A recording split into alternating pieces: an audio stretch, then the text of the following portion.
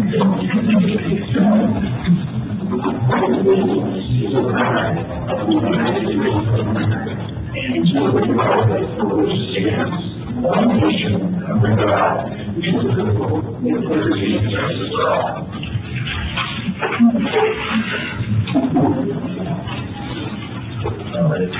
comments from the audience? Yes, sir. Thank you. You recognize me, but you remember that Jesse Carter from the Montgomery State's Coal Creek Trail Firewise neighborhood. Thank you for being a community partner with us and keeping the fireworks down. You have two lots, one water tower lot on top of Coal Creek Trail, and the other down on Coal Creek, a smaller thing, but still got vegetative growth. The wildfire mitigation for us is from May through October. Glaciers now are melted, so we can feel the tree branches and broken limbs to pick out and pile for chipping. We hope that you will do the same. The organization that sponsors Firewise, the National Fire Prevention Association, has a theme each year, and it's announced in mid-June. So I'll come back to you next month and make sure you're aware of that. And lastly, I've learned the name of another program, fire-oriented, by the Liberty folks, Liberty Utilities, called the Resilience Corridor. And I'm trying to develop information as to how that affects my neighborhood and everybody else's for that matter. Anybody has any information? I understand that the Liberty is coordinating with the Forest Service and the California Public Conservancy to better mitigate fire coming from and to the transmission line coming in outside the basement of Liberty. So it's essentially like a clear cut path around under the transmission line and then a feather thinning that extends beyond that. Where's the other South Tahoe fuel prevention plan that would go right down Colorado Trail? But this is a new meeting, and we need to be able to afford to get some credit. Thank you. Any other members of the public that would like to address the board? Very good. Let's move on to any corrections to the agenda or the consent calendar. Board members, any corrections? A motion to approve. How much to approve? Other questions?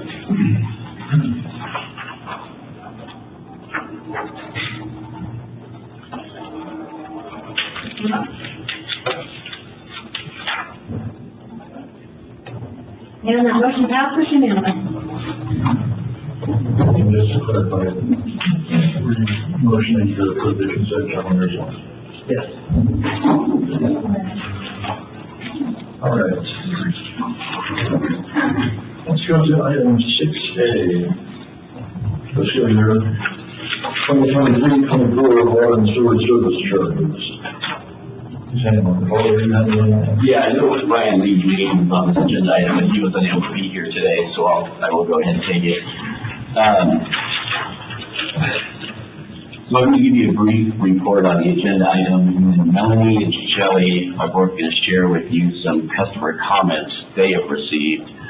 Shelley also has some customer statistics she'd like to provide. And then we'll open up the subject to public comment in case there's anybody else in the audience that would like to speak. So today we're seeking board authorization to use sewer rate stabilization funds in the amount of $2 million in fiscal year 2023-24 and approval of resolution number 3244-23 confirming the water and sewer rate increases of 9.5% each for fiscal year 23-24. So earlier this year, the district held two public meetings to discuss the proposed fiscal year 2024 budget, as well as the recommended rate increases to continue funding the 10-year, $226 million capital improvement plan, which addresses the substantial infrastructure needs of both the water and sewer systems. On March 10th, there was a public finance committee meeting, and April 6th, a public board workshop. During the board workshop, district staff was directed by the board to incorporate water and sewer rate increases of 9.5% into the proposed budget, which allows for continued funding of the capital improvement plan. The impact of these proposed rate increases to a typical residential customer is $10.75 a month on average. And as a reminder, a typical residential customer has 3 sewer units and uses approximately 6,500 gallons of water a month. Fiscal year 24 is also the 5th and final year of the current Proposition 218 authorized 5-year rate increase schedule. We discussed during the board workshop that due to the board's action of keeping rates flat for 2 consecutive years during COVID, that the maximum increases for 2024 are actually 18% on the water side and 12.5% on the sewer side. But to lessen the impact of the customers, the board chose to move forward with the 9.5% rate increases and directed staff to utilize the $2 million from the rate stabilization fund to subsidize the rate revenue. Also, as just a reminder, for those that aren't aware, the district does have an active grant program and is continually seeking grant funds or low interest loans in an effort to keep rate increases to a minimum. We currently have 18 outstanding grants or loans open, and those are funding approximately $42 million worth of projects.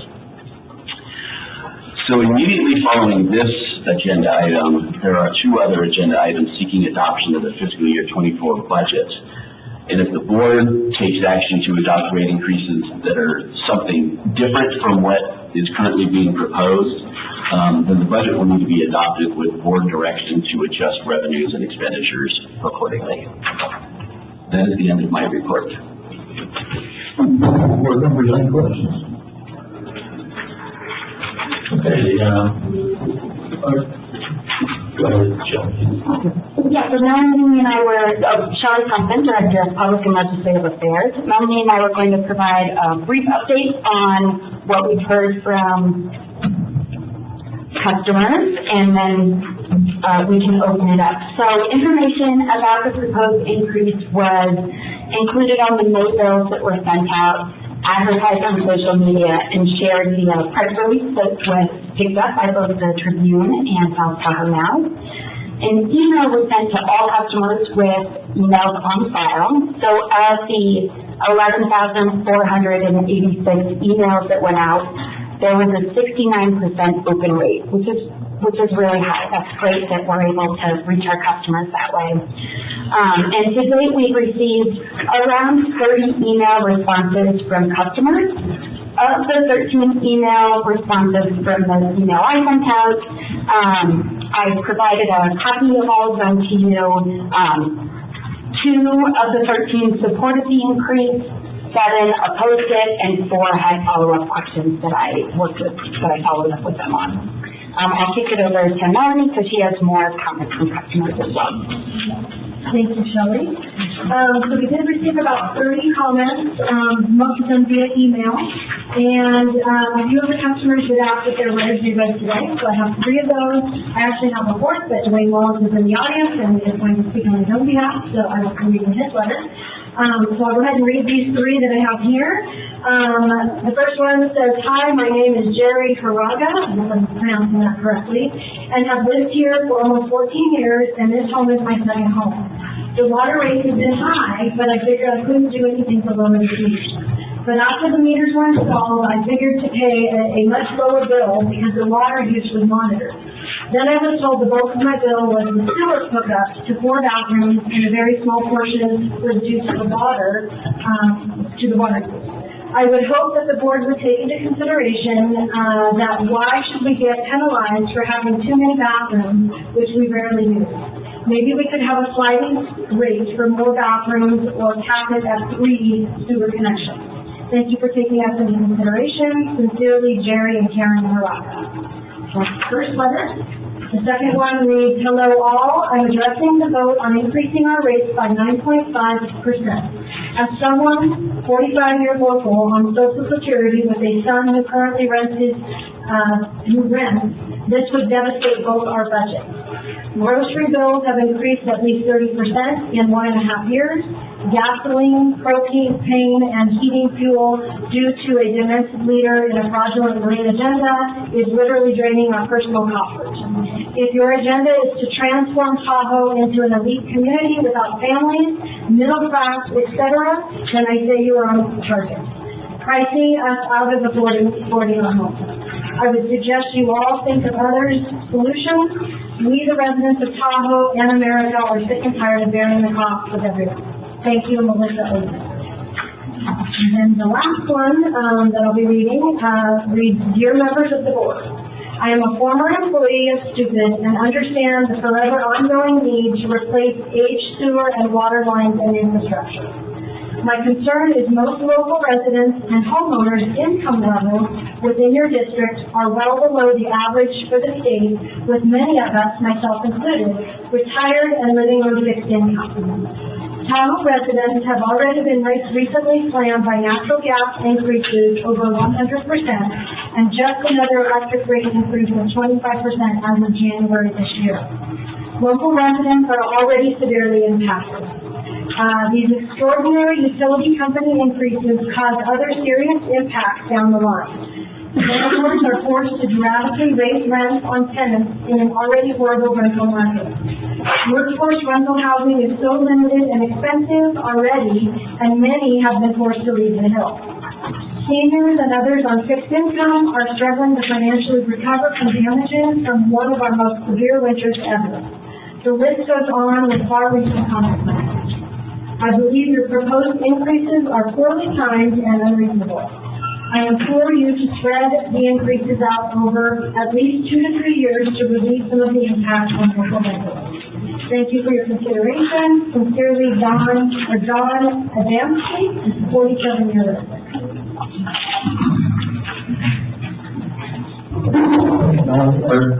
There are people in the audience that would like to speak to this issue. Just put up your hand, let's see what the impact is. There you go. Yeah, my name is Patricia Arden, and I certainly do agree with that letter you just read. I mean, everything has gone up. Most people in this town do not make, $100,000, $200,000 for these gun rallies or wherever. Most people don't even have health insurance unless provided for by their insurance company at work, or have to pay for it themselves. As the previous voter said, everything has gone up.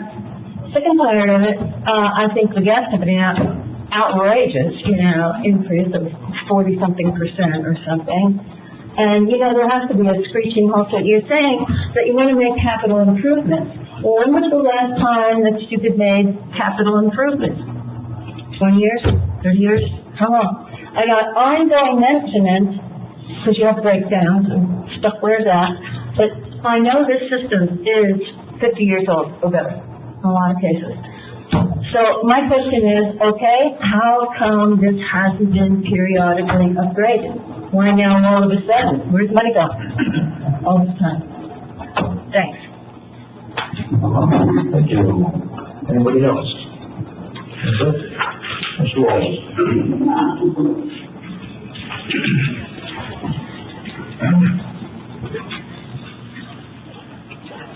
I'll read this as fast as I can, but I typed it slow, so I'm not sure if it'll work. My name is Glenn Wallace. I'm a 50-year resident. I'm the CEO of the South Tahoe Chamber of Commerce, but I'm also talking to you personally today. The reason I'm coming before you is people still think I'm on the board. I was on for maybe 25 years. I can't remember exactly, but I remember just before I got on, we switched over from having the sewer water be completely clean where you can drink it to running it over the hill. And I knew every one of the people who started with the district. And to the board's credit, I think the pay was $400 a month then, and it's still $400 a month, so no raise then. But many think I'm still on the board, and I answer between 10 and 30 phone calls a day on behalf of the chamber. So I have a real good feel for the pulse of the community, and that's why I'm here. You're probably aware that the city tried to do a couple of taxes recently, and it was the first time in years that the Board of Realtors, the Lodging Association, the Tahoe Chamber, and the South Tahoe Chamber became a coalition to stop those taxes. Because our constituents are saying enough is enough. That being said, I have such a great love and respect for this district and the employees. I've seen people's careers here. I've seen the dedication and professionalism that goes on, and the dedication of the board members and general manager. And I've always been I just love the district. So it's hard today to talk to you in opposition to these fees. Renters have expressed concern, and I used to own 10 houses here, but due to health problems in my family, I now rent. And my landlord informed me that because, this is the excuse, because of the sewer fees, that he's going to raise my rent $100 a month. So that's $1,200 to our family. Your average family, just due to inflation in this economy, according to the federal government, is losing about $5,000 of their family income this year. And if you look at the average income in our community, it's devastating. So people are trying to decide whether to put a gallon of gas in or buy some eggs. I'm not sure which is less expensive. So what have we had? One of the reasons why the economy is suffering. And the economy is suffering. All the indicators show that we're down 30%.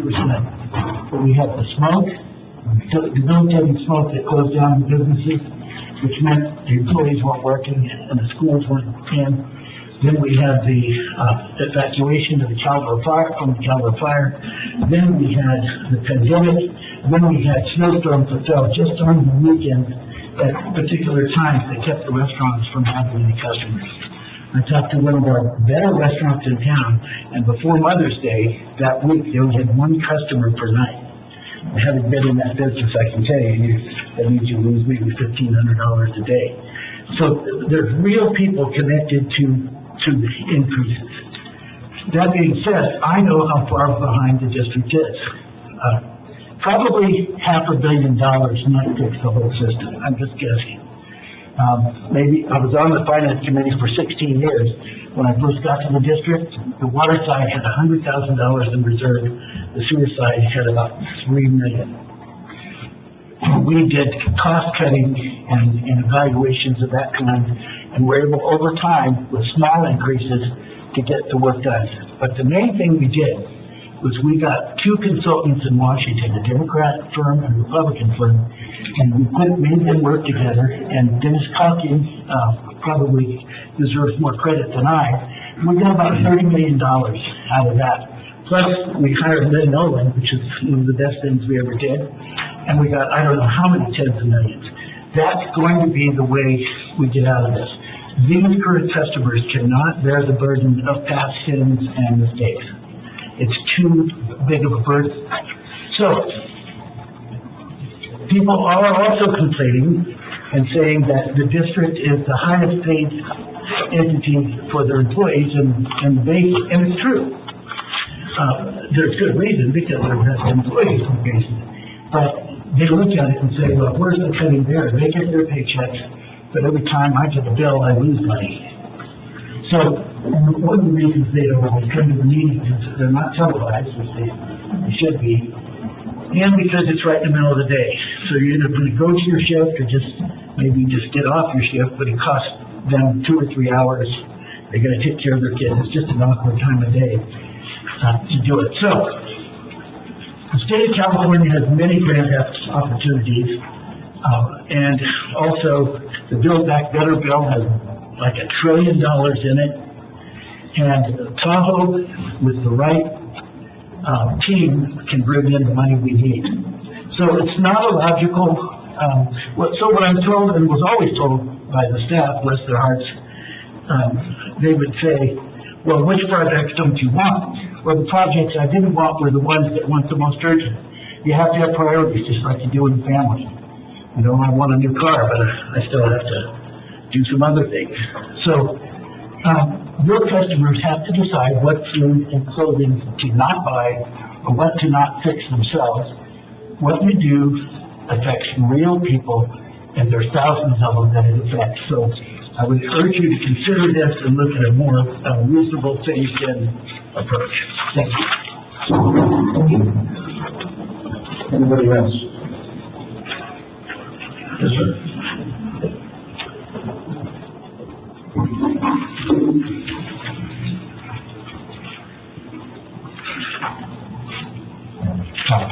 My name is Joe Cardinal. I represent myself. Just to give a little background, I retired in 2003, and it's 20 years later. And guess what? I have not received one rate increase on my pension since then.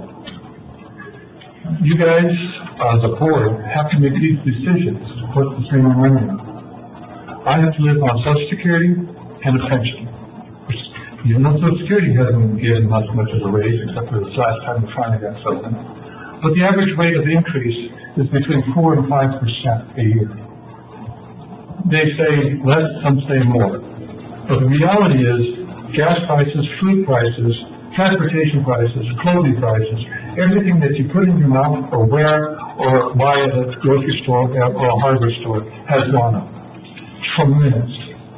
The point is that a lot of us that are retired here in town don't have the ability to work hard and earn more money. We're at that age that maybe a little less work is a lot better for us. My point is this.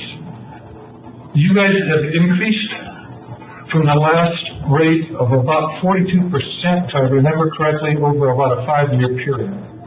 And so now we're asking for another 9.5%. So roughly 50% of the last 10 years is a lot of money for water and sewer. Also, I have another question or a problem. When you have vacant rental places, and there's a lot of them found, and that they don't use water during the winter because it's closed down, you're still charging money for zero usage of water, zero usage of sewer, because if there's no water, there's no sewer. Those are things that maybe we should be looking at, this maybe helping us by saying, hey, that money for that maybe should be put in a fund for the offsets. The other thing that I wanted to say is that grants, like Dwayne had talked about, is what you need for these rainy day funds. That is what we're having now, is a rainy day towards your improved project for the water district. So those are things to be considered. Myself, it's getting tougher and tougher every day to try to make ends meet. And another 9% on top of that, plus all the other utilities want more money too. So it's just not you guys, it's everybody that are a part of our lives that we have to spend money on. Try insurance, try fire insurance. Mine went up 34%, what did yours go up? You know, the point is that I am afraid that, maybe my home and stuff like that might not be able to be affordable. Anyway, that's what I have to say. Thank you, guys. Thank you. Anybody else?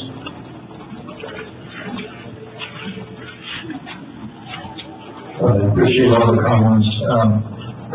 Paul, I don't know if there's any questions in there that Seth needs to address, otherwise I'll turn it over to the board to respond to some of this. Okay. Not that there are any actual questions. Okay. Let me just start off. I appreciate everybody coming up here, and we're all live too, and we all pay all these costs that you're talking about. I'm retired. My salary for this position is zero. So I get it. I understand, what you're saying. But the thing is, this is a nonprofit organization. Basically, the only thing we charge you is what it costs, cost of service. With a private business, they can reduce their profit margin, eat some costs. That's what I'm doing as a landlord. I have a rental, and we've actually lowered the rent on that place. We absorb the water and sewer bill right into the rent. So anytime that goes up, that just comes out our share. We can do that as a private enterprise, private company, but this is a public agency that doesn't make any profit. We only charge the cost of service. And we pay for electricity, we pay for power, same as you. And when the power rates low, we got to pass those costs on. Labor rates, somebody mentioned, we're the highest paying place in the city, and I don't know whether that's true, but what I can tell you is, over the last 2 years since I've been on board, the candidate pools when you're looking have dropped, and sometimes we have to go out repeatedly to try and fill open positions. A good indicator of whether you're overpaying is when we have a line at the door for an open position.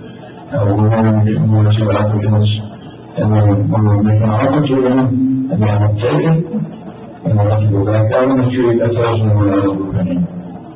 So that's going to happen over and over and over again. So we have to pay to get people here and to keep people here. So that as far as our system is old, and we've been getting a real uptick in unplanned failures of these water pipes and sewer pipes. And our crews go out and fix them. And when I say failure, sometimes a little leaks, sometimes a big leaks. We have a number of wells that have failed in various manners because they're old. They're metal, they rust, they get old, and you just have to replace them. It's not something that you can just not do. So when we talk about capital improvement program, our capital improvement program is really more of a replacement program. We just have to replace the things that are breaking and replace the things that are about to break. That's all we've got in here. And it is more than it used to be, but it's 60 years old. 60-year-old steel is gone. So you got to replace it. And so we have picked up the pace on some of these replacements.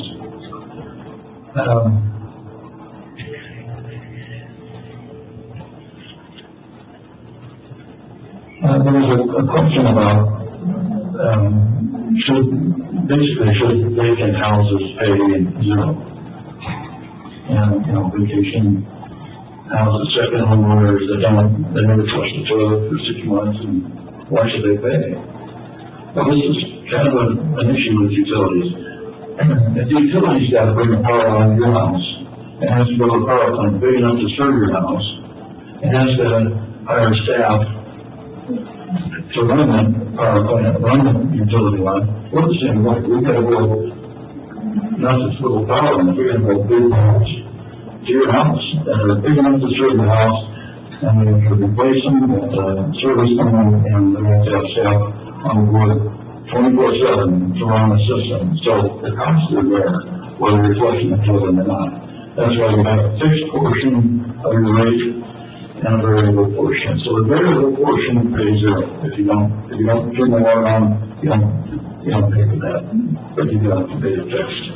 So I guess those are my responses. So let me just go down the line here and see if other board members have some responses on. Thanks so much, Dave. First, anyone making comment today, and fundamentally anyone in the community dealing with financial hardship, my heart goes out to you. I sympathize. I've been there myself. With today's comments, this is a situation that was forced upon us. And just to give a little context as to why, is when I ran to the board originally in 2016 in Lama, one of the things that inspired me to run for the board it was simple. You looked at the age of the infrastructure, you looked at the replacement that needed to take place, and you looked how the system was being financed. And to be really straight, the rates and the rate raises were kept artificially low for decades. It's like a credit card bill. They didn't, past boards did not want to pay that bill. But unfortunately for the board members sitting here today, the credit card bill has not come due. We wanted to begin this process, and we wanted to begin it much slower. But however, when the COVID epidemic hit, and the economy and the city fell and our country, the world shut down, we froze all rate increases.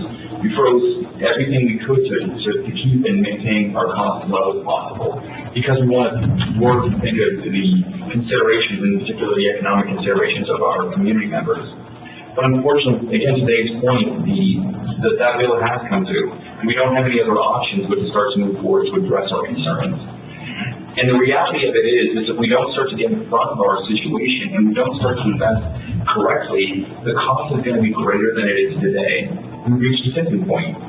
We run many economic analysis, and we can tell you the additional costs that you keep to defer rate increases further in the future. I think it has inspired this board to move action. And I also just want to touch quickly on the benefits of staff, and just a little bit on how we approach projects. So we don't approach a project and this pipe's broken, let's replace it, let's spend as much money as we can to fix it. That's not how it goes. Staff, people who are paying, the excellent staff that we have in our community, they look at the problem and they find the most cost-efficient way to solve that problem. And honestly, that's how we've kept rates the costs that they are now, and why they're cheaper than any way around the basin. And so when we look to creativity, whether it be grants or problem solving, that's always our first solution. The district staff is at the heart of our problem solving and maintaining our community water and sewer, and their professionalism, their expertise are the best in the basin and beyond. And with that, we're running our system as efficiently as possible. And so all these things are coming together to make sure we can maintain a community that can fight fire, that can get sewer and water, and can ensure that we maintain the clarity of our lake. This is just the reality we face ourselves, and I can assure you that none of board members are celebrating this rate increase, or excited about it, or even wanting to do it. I'd love to talk about, people here, or people you're talking about in the community. What are their issues? What are some things we could do from a financial assistance program, if at all possible? These are the things I think we need to have to start having conversations about. And I really do thank everyone that came out today, and do sincerely empathize and understand your concerns. I concur with everything that Dave said and that Nick said, and I thank everybody for coming and showing interest.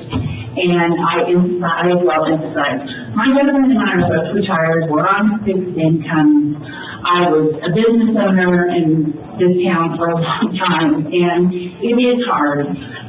But going to what Nick said and what Dave said, these rate increases need to be done to maintain this facility. And I have always been a proponent of moderate, consistent increases that are a little bit more palatable, but we have a pandemic. We haven't had a rate increase in 2 years.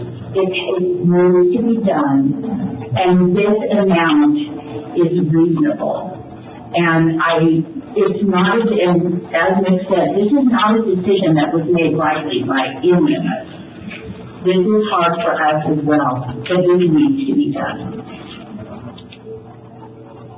Yeah, I'll just echo the comments from Dave and Kelly and Nick.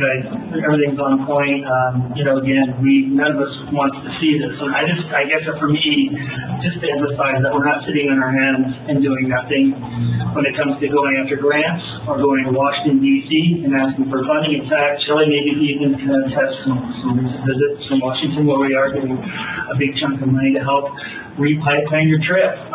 So there are things that we're doing, and a lot of the things that we're doing is preventive maintenance. We want to make sure that when a fire comes through our community again, when we go to the fire hydrant, turn it on, the water's going to be there. We don't want things kind of just quickly, pipe blow up. So, and also know that we are investing in ways to reduce our costs. We are just, last year we approved the solar plant. So hopefully that'll basically cover or reduce the cost of our electric bill. And again, these costs are coming to us too. So when the gas company or the electric utility company comes to, raise everybody's rates, our rates get raised as well. And so we have to pay the price. So, and again, I also want to thank everybody coming out and all the comments received. But I think ultimately what we're working towards is a system that's more reliable and resilient and ready to serve our customers. So, and again, it's one of those prices we have to pay.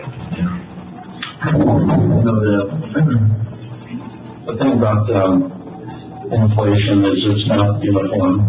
There's you know, there's an overall average inflation rate that people can quote, but it's really differential. One lady said, that groceries have gone up 30%, so that's correct. I mean, food has gone up tremendously.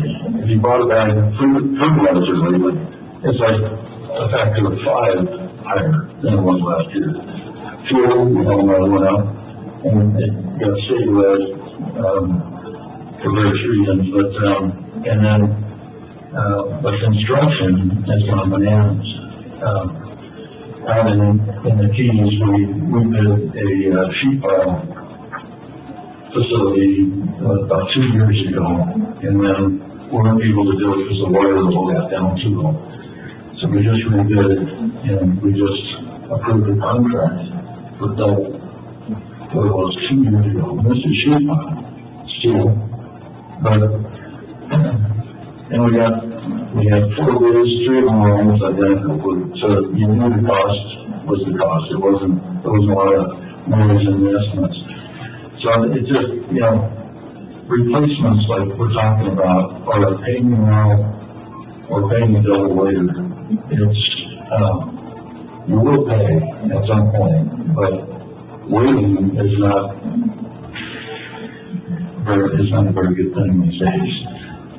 Every year, you know, the costs just go up much higher than the rate increases we're talking about. So we got to get things done. So I think we were able to work with staff, as Paul mentioned, and we had a rate stabilization reserve, and we're able to pull from that just to bring it down below 10%. That was a stretch. So we did what we could. Appreciate everybody's situation. Trust me, it's not easy on anybody, and this community is tough. It really is. So, any other more discussion on this thing? Well, what's desired action? What's the staff recommendation? Sure. Request board actions to number 1, authorize the use of sewer rate stabilization funds in the amount of $2 million in fiscal year 23-24, and approve resolution number 3244-23, confirming the water and sewer rate increases of 9.5% each for fiscal year 23-24. I'll second. Any discussion? Any more discussion before? I'll just say that we are going to continue to find for cost efficiencies, and we are looking to bolster our grants department. We are doing these things, and we are doing everything we can to help reduce the burden on our customers in the future. So and again, we're not even realizing what that last 218 rate increase was basically allocating us or allowing us to do. So I think we are, again, being prudent on both fronts. So I just want to put that out there. Thank you.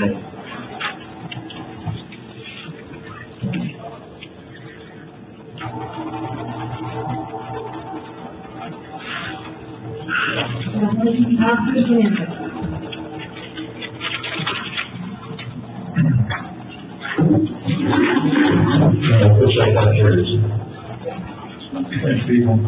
All right, let's go to item 16.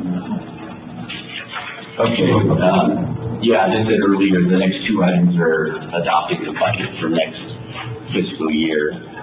So the first one is for the sewer enterprise fund budget. So we're seeking board action to adopt resolution number 3245-23 for the fiscal year 23-24 sewer enterprise fund budget. So the fiscal year 23-24 sewer fund proposed budget is in the amount of $38,776,929, and is fully funded and includes a 9.5% increase in service charge rates. The budget includes $13,125,500 for capital projects, $3,763,000 for debt service, $8,929,135 for operations and maintenance, and $12,959,294 for salaries and benefits. There's no further discussion. The requested action is to adopt resolution 3245-23 for fiscal year 23-24 sewer enterprise fund budget. I'll make a motion. Second? Second, any other discussion? Started the discussion on workshops, not public numbers, but had 2 workshops, and so I think we were pretty well talked out through those, workshops, so, let's go.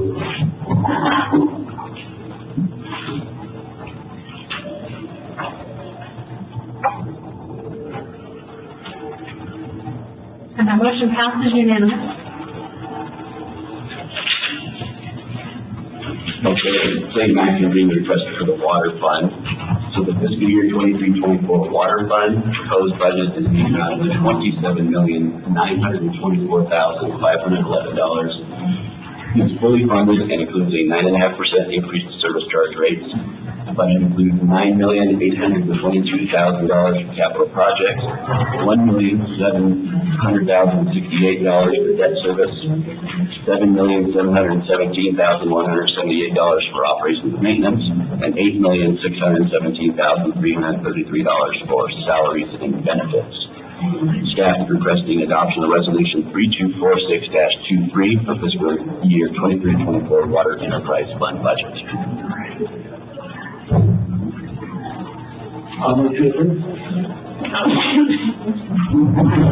Second, any other discussion?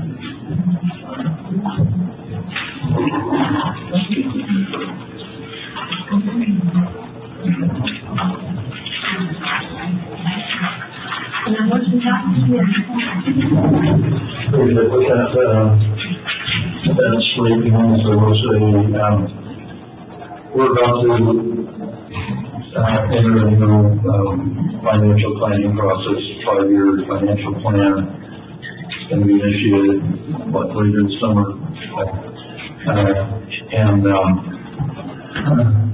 We'll be examining all this again for the next 5 years, and I invite people to be involved in those, come to those workshops, see the data, see the detail, and,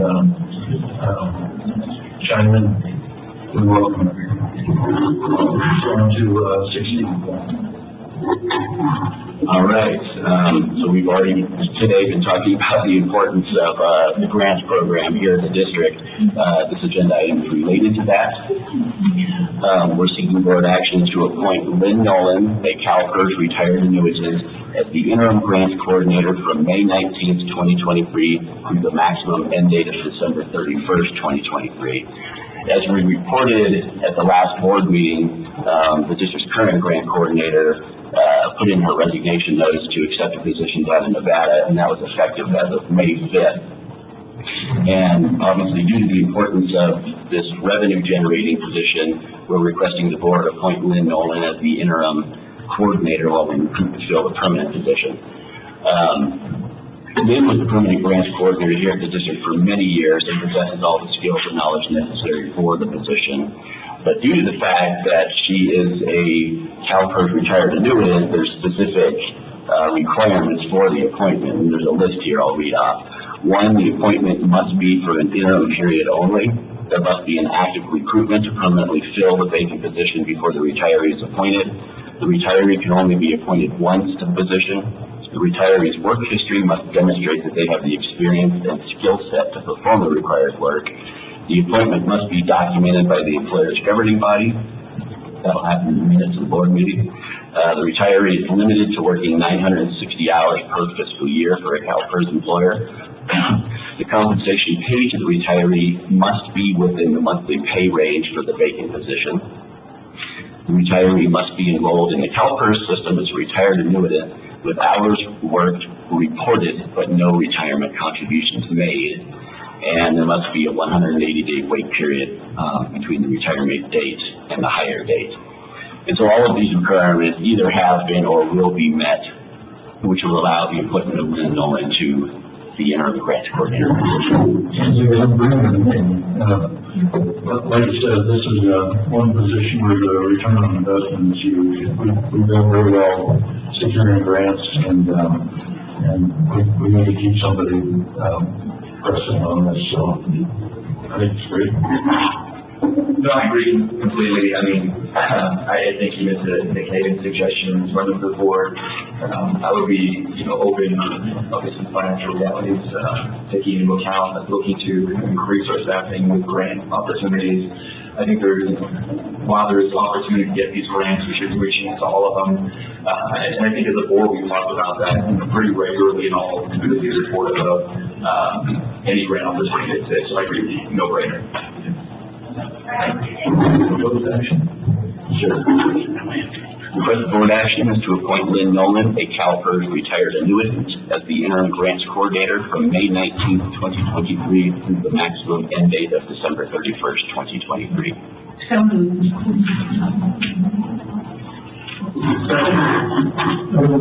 Any other discussion?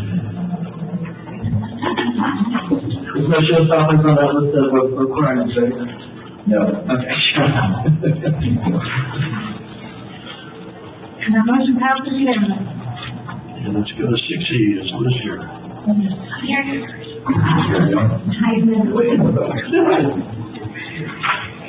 Good afternoon. All right, and I am going to start this agenda item, and then, Paul, if you want to chime in if I missed anything. So this item is seeking board authorization to approve an exception to the 6-week benefit payout to the general manager. So back in April, John Field submitted his resignation, providing a 90-day notice. And it was so that would put his last date at July 6th. Approximately, and so that the executive committee met with John to kind of talk about the transition out, and at that meeting, both parties had agreed upon the last day of June 2nd. And so by leaving early, John will forego a negotiated 2.5% COLA increase that would have been effective on June 22nd. But in that same meeting with the executive committee, John had requested that he be paid out the full balance of his leave accrual upon separation, which is approximately $1,363. And so the current contract allows for a maximum payout of 1,040 hours. And so in exchange for John leaving early, the executive committee recommended approving this exception. So I'm bringing it forward today for board consideration. Any questions? So as much as contract, the payment of his sick leave, just a little clarity on the exception, sorry. And so the general manager's contract has language that is something along the lines of that it will have the same entitlement to the benefits of the manager's MOU. And so in that MOU, it allows for a payout up to 1,040 sick hours upon separation. And so John has slightly above that, 323 is to have that amount. And so technically, if we followed the contract, he'd get paid out 1,040, and that excess would just be lost. And so he's requesting, and the executive committee is recommending to pay out at the full amount. There's one additional very important caveat to all of this too, is that once a year at the end of the calendar year, John, if he wanted to, he could cash out the sick leave hours that are above 1,040. And he did not do that this last year. So he could have cashed out this additional 323 hours at that time, but he didn't. So it's really more of a timing issue than anything else. And then next to that, Eric, As I understand it, the sick leave cash out it's only for certain employees that are grandfathered into a. Correct. Employees that were hired prior to January 2017. John retired in 1918.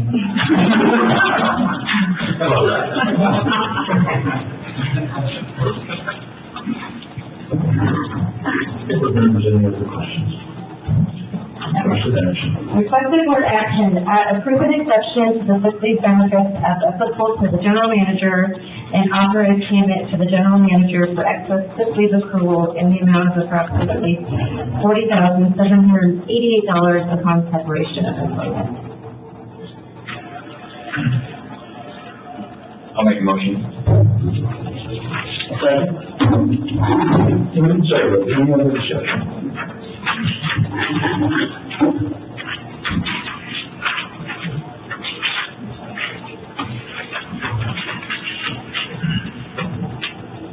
Motion passes unanimously. Okay, 6, who's got this one? Liz again. Okay, so this item is seeking board authorization to appoint an interim general manager. So the council's resignation, the executive committee have met and, recommended that the district CFO, Paul Hughes, be named the interim GM upon John's departure on June 2nd, and until a permanent replacement is selected. Yeah, I'd just really like to thank Paul for stepping up on this. It's very difficult, for an organization like this to, weather the loss of its CEO or a changeover of CEO. It's a very difficult process, and really this is kind of an ideal, authorized an ideal avenue for the transition to a new GM. It's not easy stepping into the breach, and we appreciate it greatly. Sure. Yeah, we do a great job. Request the board action. Appoint Paul Hughes, Chief Financial Officer, to the position of interim general manager effective June 3rd, 2023, through selection and hiring of a new general manager. Motion approved. Second. Second. Any other discussion?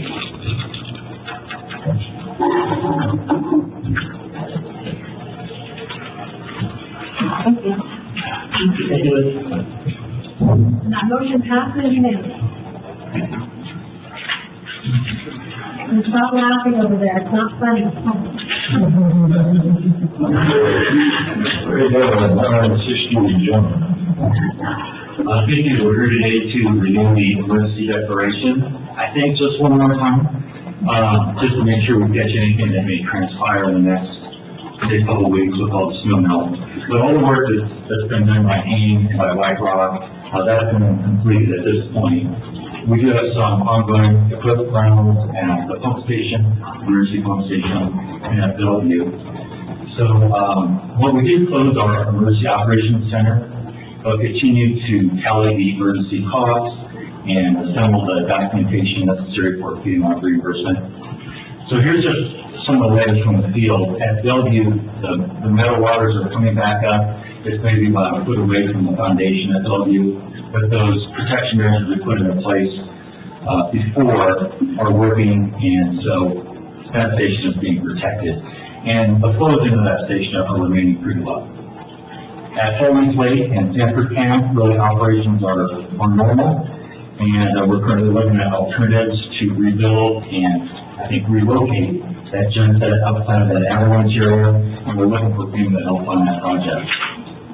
The plant's going great on the no issues, and at Blue Pass Pump Station, we talked about pump number 2, that's the 700 horsepower pump. We're having vibration problems, we shut that off. We pulled down, we had flow cert come up and take a look, and they want to take a closer look at it, so we're going to pull that pump and take that back to the flow cert facility for a complete assessment. We think there might be some factory defects, so we definitely want to flush all that out. And we do have our old 700 horsepower pump there on site, which we need to install that as a backup.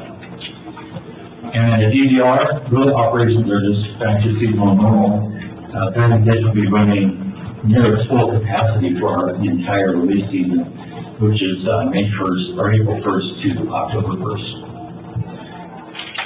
And that's all I have. Paul, is there anything you'd like to add?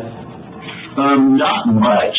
The actual storm-associated expenditures didn't increase that much from the last board meeting to this board meeting. That's why we're not looking for any action to expand upon that $900,000 that's previously been approved. So I think we're fine there.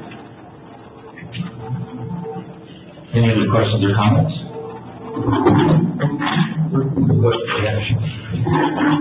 Pursuant to Public Contract Code Section 22050C, continue the emergency action to respond to the winter storms emergency pursuant to resolution number 322223. Second. Any other discussion?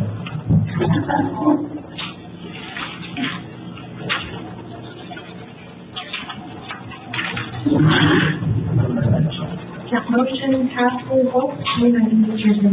I'm sorry, how did you vote? Approved, unanimous. Thank you. I got a little trigger happy then. All right, let's go to Shannon and AD-HOC committees and reports. So you, Ops meeting on Monday, John covered quite a few of the items in terms of DOC being closed,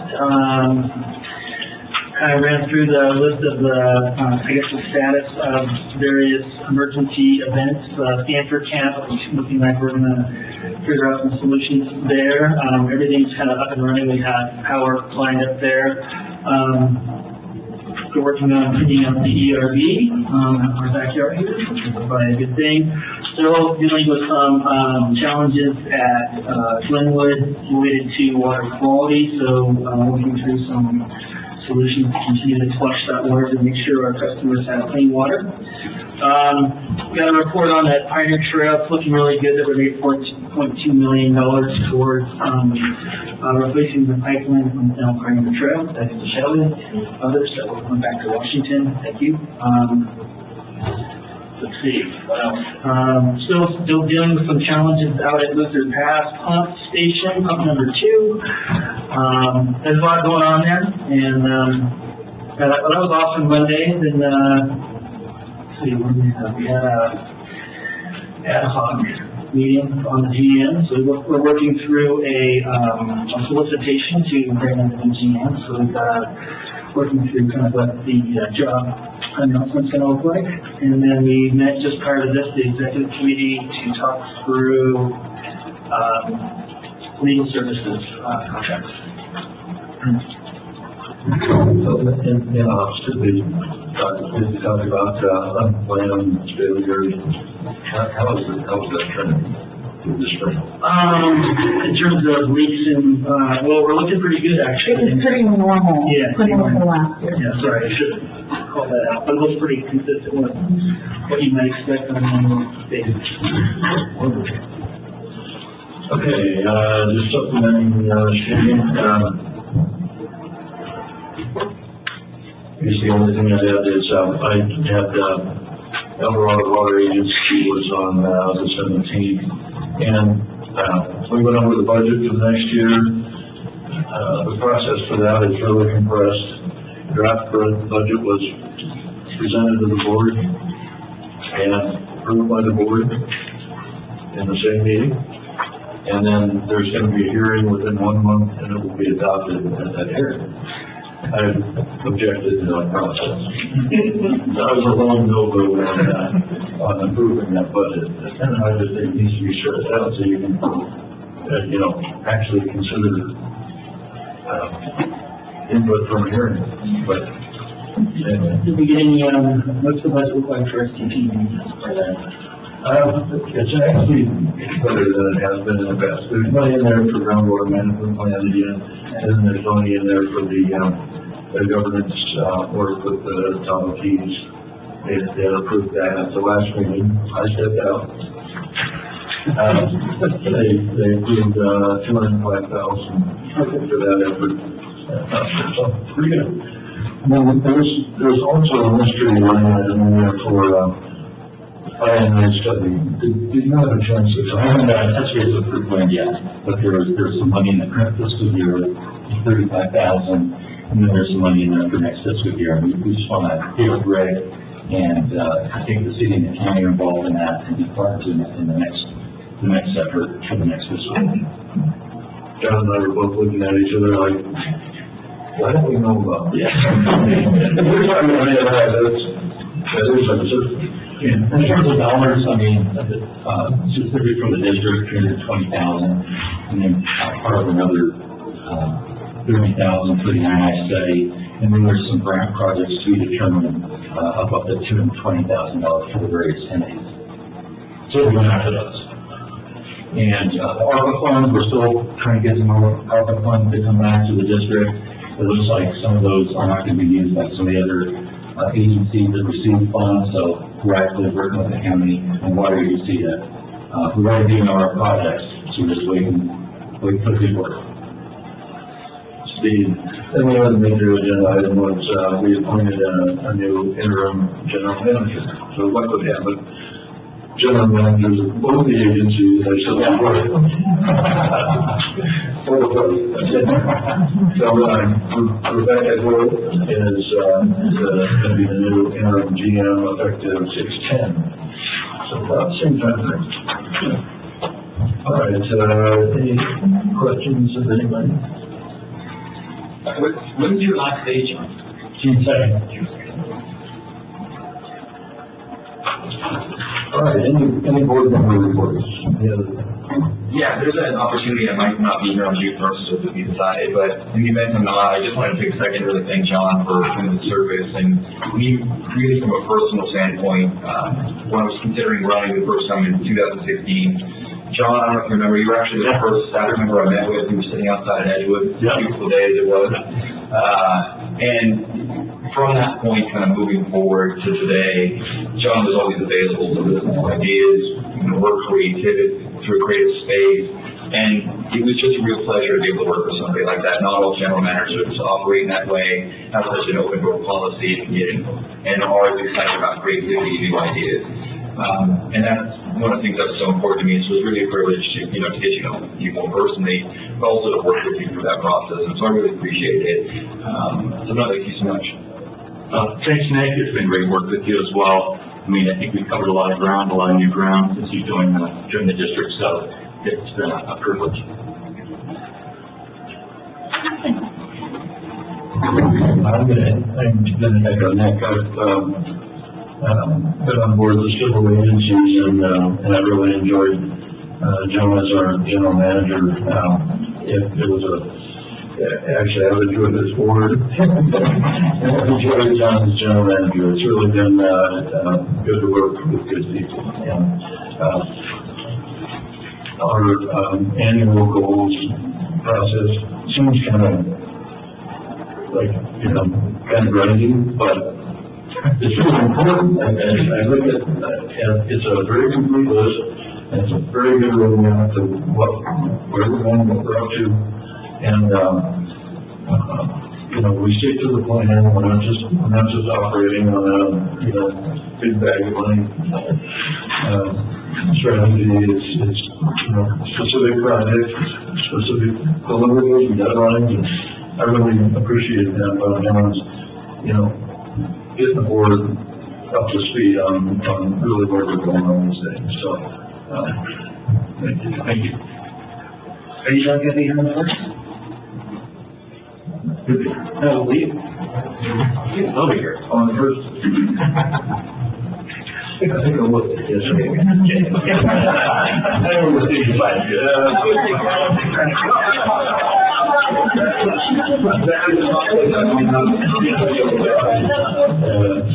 So everybody said that you were really excited. It seems like I'm very early on this in November. Yeah, there's so many things wrong in the world today. Let's, and sadness with John Davies, we might as well find a minute to celebrate and keep that celebration going as long as possible. Seems to be a good idea. Here we go. All right, staff reports. 9A.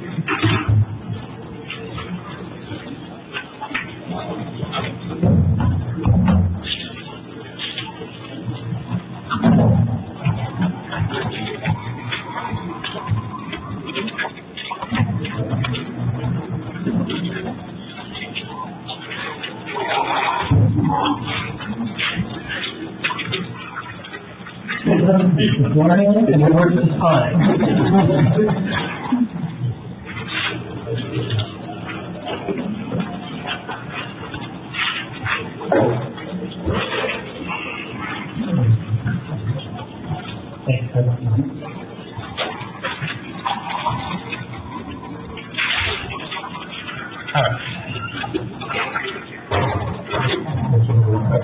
I'll make sure you didn't laugh. All right, good afternoon, Student Council, Principal Engineer.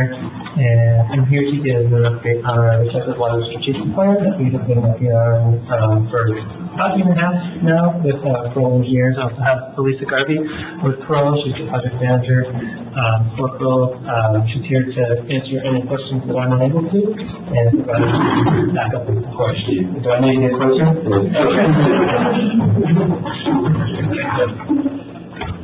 All right.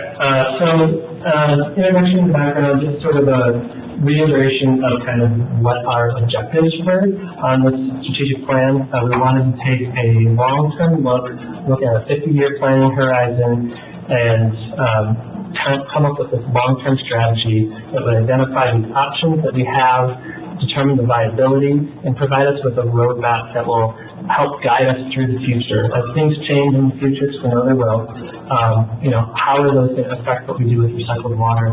Do we take a left turn here or a right turn there? That's what this plan is going to help us keep in mind as we move forward into the future.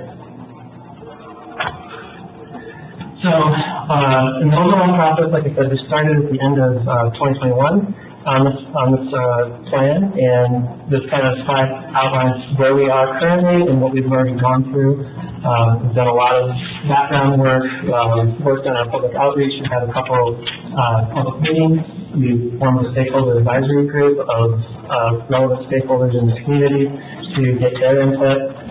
Gary and his team have come up with a regulatory and legal framework and a very thorough evaluation of all of the regulatory and legal concerns with recycled water in the Tahoe Basin. And we've gone through this, we identified a fairly extensive list of alternatives, and we started going through the screening process, and that's kind of where we're at right now. We've gotten input from our stakeholder advisory group on these alternatives, and we have a public meeting scheduled for next Tuesday to get to the general public input as well. And after that, we will finalize the alternatives identification memo, and that kind of completes phase one of the recycled water strategic plan.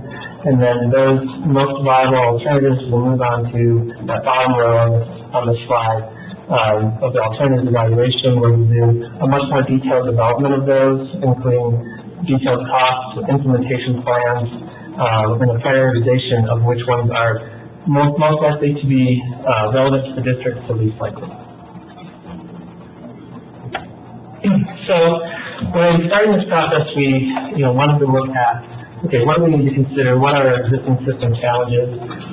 We found these sort of 6 buckets that they all fall into: the economic, regulatory, technical, institutional, environmental, and public. And we wanted to make sure that we were addressing each of these with this plan.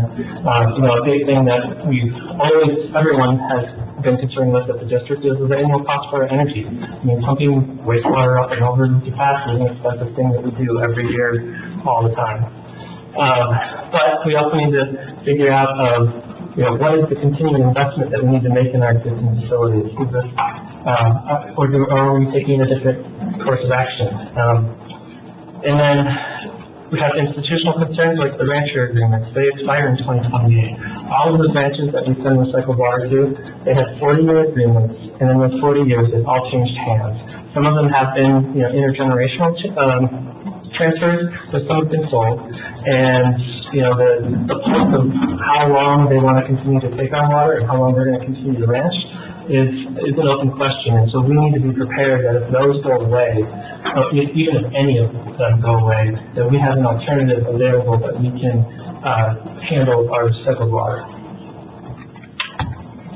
So, jumping right into the alternative identification and screening process. Basically, this map kind of shows it shows a sort of summary of all the different alternatives that we considered. We went through a brainstorming exercise and just threw it all out there. Where could it potentially go, and what would it take to do that? We have a wide range of options identified here. We've got 4 different watersheds that had some potential.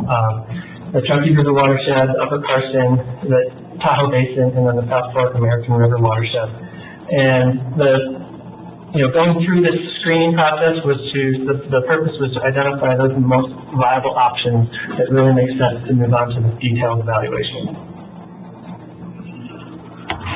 So I'll walk through these alternatives one at a time by watershed. So I'll start with the Truckee River watershed. So basically what that would consist of is somehow getting either our effluent or our raw wastewater up to TTSA, the Tahoe Truckee Sanitation Agency, for disposal in their treatment plant. TTSA collects all the wastewater from the North Shore, so both North Tahoe PUD and Tahoe City PUD. All of their wastewater ends up at TTSA for treatment, and it is basically subsurface discharge that eventually gets to the Truckee River. So that's the alternative that we were considering. There's a lot of challenges with this one. There's regulatory challenges. You have to, TTSA permits would need to be modified. We'd have to have agreements with both TTSA and Tahoe City PUD to convey our wastewater to them. But as you can see on the map, we have to go up the West Shore with a pipeline, with somehow getting around Emerald Bay. That seems like a very significant challenge from a lot of aspects, and that's one of the bigger roadblocks on that one. The other issue on that is both Tahoe City and TTSA don't have the capacity to currently take our water, so we would have to pay for upgrades to both of their systems as well. So for those reasons, this alternative is not really seen as one of our more viable ones, and so this will not be moving on to the detailed evaluation. Then we're talking next about the South Fork American River watershed. So this one would be to send our effluent up and over Echo instead of over Luther, and for reuse or discharge in the American River watershed. There's some potential for some non-potable recycled water use in the American River watershed, but not a lot. I mean, there's not a lot of irrigation between here and Placerville for the most part, or maybe Power Pines, but there's just not a lot of options there.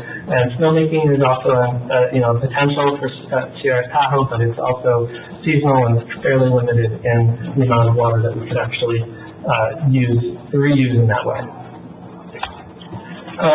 Challenges with the South Fork American option is a lot around the Central Valley Regional Water Quality Control Board. They would be the permitting authority, so we would be not working with Lahontan anymore. We'd have to get an NPDES permit if we were to discharge the American River. This option, actually most of these options have actually been considered from the beginning of the district's efforts. And so in 1977, the Central Valley had made a decision, the Central Valley Board, had made a decision that any discharge would have to be below the confluence of the Silver Fork and South Fork of the American, which happens just west of Tigers. So we would either have to approach the Central Valley Board to try to get that decision overturned, or build a very long pipeline all the way down to Tigers.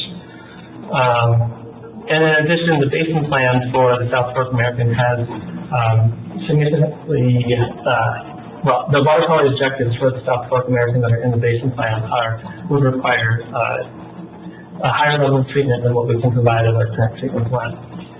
So, for a lot of those reasons, similar to the Truckee River watershed alternatives, we've got a very long pipeline with significant environmental concerns and technical challenge to actually build the pipeline. You have to have treatment upgrades to meet the water quality objectives. And what's not on here is also there's a lot of historical concern about water from Tahoe being used in California and not in the, where it's natural drainage is out into Nevada. And I think that would be another can of worms that would be open to looking at this alternative. So, for all those reasons, this one's also not moving on to the next level. So now I'll talk about the Lake Tahoe Basin alternatives. And so, initially, we looked at, there were several options that we could look at here. For these alternatives. We can look at land application, we can look at discharge to waterways in the basin. And we can also look at potable reuse, both indirect or direct potable reuse. So when we started looking at what these challenges would be for this, they really started coming at us fast and furious, to be quite honest. There's quite a lot. So the first and foremost, I mean, the Porter Cologne Act is a huge hurdle to overcome. It's the foundational water quality legislation for the entire state of California, and it requires export of all treated wastewater out of the basin, and it doesn't matter to what level you treat it. The discussions we've had with Mahoney is that if it was ever wastewater, it's always wastewater in the eyes of the regulation, and so no matter what level we treat it to, it has to be exported. So we have to get Porter Cologne Act modified. That requires action by the California state legislature. So we have to get a majority of the state legislature to approve keeping recycled water in the Tahoe Basin. On top of that, the Basin Plan designates Lake Tahoe as an ONRW, which was an acronym I had never heard before we started this process. It is an outstanding national resource water. There are two in the entire state of California, Mona Lake being the other one. So what that functionally means is that we would have to meet the water quality objectives of Lake Tahoe at our point of discharge. And, you know, everyone loves how clean and clear and the great water quality of the lake. And in this regard, it makes it very challenging for us. And I'll talk a little bit more about this on the next slide as well. You know, we could try to get it de-designated as an ONRW, but I really I don't think anyone wants to stand up and say, let's do that. I think that wouldn't go over very well. Like I said, so what it means is we have to meet the water quality objectives at our point of discharge. TRPA, their code does not allow municipal wastewater discharge in the basin, so we have to get that modified. There's the Settlement Act, which was passed by the U.S. Congress, which there's a very long explanation I could give, but I will try to do it very quickly because it's very complicated. It has to do with water rights. Basically, there's a provision in the Settlement Act that says if we stop sending water to the Carson River watershed in California, that the water rights allocation for the Carson River between California and Nevada gets modified. The Settlement Act took, I don't know, close to 100 years to actually settle, and this could potentially reopen that. It could have you could have downstream users, potentially Nevada claiming harm by us doing that. And I could see a very costly and lengthy legal battle potentially brewing if we were to do that. In addition, you know, with the signal regulations require the annual reporting on water supply and demand. And if you recall, a couple meetings ago, Julie and Sachi gave a report on that. And you know, we're not a water limited community. You know, where water reuse and recycling is occurring more frequently is where there are those constraints and where we really have they really have a desire for that water to serve an additional purpose. And then lastly on this slide, the Title 22 regulations, they define what you can do with recycled water. And so there's, you know, depending on level of treatment, you can do various things with your recycled water. And so we looked at what is available in the basin and what kind of demands for recycled water we could potentially achieve, and it doesn't take it all. And so we still have to send some of it out of the basin or somewhere else, or do something, or come up with another plan for that. So if we want to pursue discharge to tributaries of Lake Tahoe with land application of recycled water, the ONRW designation really does present some issues. It's not only applicable to Lake Tahoe, it's also applicable to all the tributaries. And with our discussions with Mahoney, they have said that, you know, even land application of recycled water for irrigation or snowmaking could potentially fall under this as well, because there's a potential for that water to make it to those waterways and get into the tributaries and into Lake Tahoe. So the chart on this slide shows what those water quality objectives are in the basin plan versus our wastewater treatment plant effluent. And as you can see across the board, you know, they're significantly lower, the water quality objectives are. And so you have to upgrade the treatment plant to potentially meet these. So how would we do that? For TDS and chloride, really the industry standard is to put in a reverse osmosis process. Then for the nutrients, the nitrogen and phosphorus, you know, the big potential issue is with total nitrogen. The current limits of technology for biological nutrient removal only would get us to around 3 milligrams per liter of total nitrogen, and we need to get to 0.19. So that is a significant challenge. You could, RO would help reduce further the total nitrogen numbers, but whether or not we could actually achieve those water quality objectives is a really big question mark. And in addition to that, you have trace organics that also need to be removed, and it would require a UV disinfection followed by an advanced oxidation process. So the entire treatment train, pretty much our entire secondary treatment train and beyond would have to be completely changed to this nutrient removal process, followed by microfiltration, a reverse osmosis process, and then ultraviolet disinfection and advanced oxidation process. So what would that cost us? Basically, the entire treatment train that I just went through is a $75 million capital cost based on, you know, planning level estimates, which are, you know, anywhere from plus 50 to minus 30% inaccurate. The O&M costs are, for that system, are $7.6 million per year. That's actually higher than what our current O&M costs are. From an energy demand comparison, our existing system is 14.3 million kilowatt hours at the flow that we are doing a study based on. The entire treatment train process that I just described is actually higher than that. And that's actually not all of it. So with an RO process, you create this brine that you have to dispose of. And it's not an insignificant amount.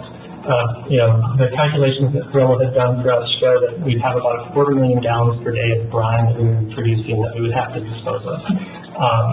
You know, there's three options really that are allowed for disposal of brine. One is a landfill. For us to do that, it would be 30 tanker truck trips a day from the plant to some landfill somewhere. Maybe Lockwood, you know, maybe, I don't know. We'd have to figure out where that is. Deep well injection is another permitted disposal method, but you have to have an isolated groundwater basin. We do not have one. Alpine County does not have one. We have to figure out where that is. So we have to get all of this brine to somewhere that has an isolated groundwater basin for injection. So the last option, and really probably the only one that is feasible, would be this thermal concentration and crystallization process. It is a highly industrial process. It's energy intensive. It has 1.5 million kilowatt hours additional energy costs just to treat these 250,000 gallons of brine. And I've got a couple of photos here on the slide to kind of show you an example of what this process looks like. They're both the same facility, but the photo on the right has a person down the lower level, so you can kind of see the scale of what this would look like. And this would be something we'd have to build here on the treatment plant site and get permitted through all of, you know, CRPA and Manhattan and all those places. So, here's a little drink, hold on. So, moving on to potable reuse alternatives for in the basin. Basically, what we've got here are the possible options. You've got indirect and direct potable reuse. For both indirect and direct, you can do groundwater augmentation, you can do reservoir water augmentation, and then for direct, you can also do raw water augmentation or treated drinking water augmentation. The difference on, between indirect and direct for those first two are basically, on indirect you have an environmental buffer that has, travel and residence time, minimum requirements, and you meet those. You have at least that long before where the, recycled water goes into the groundwater or reservoir to when it's taken out. So direct total reuse, you still have an environmental buffer, but you don't meet those, minimum requirements. So it would have to be permitted as a direct total reuse. For raw water augmentation, there's no environmental buffer. You put it right into a water treatment plant, and so it goes through the water treatment plant process and then goes out to the distribution system. And for treated drinking water augmentation, it just goes directly into the distribution system. So there's no environmental buffer as well on that option. So for us, I mean, we don't have reservoirs, we don't have a surface water treatment plant.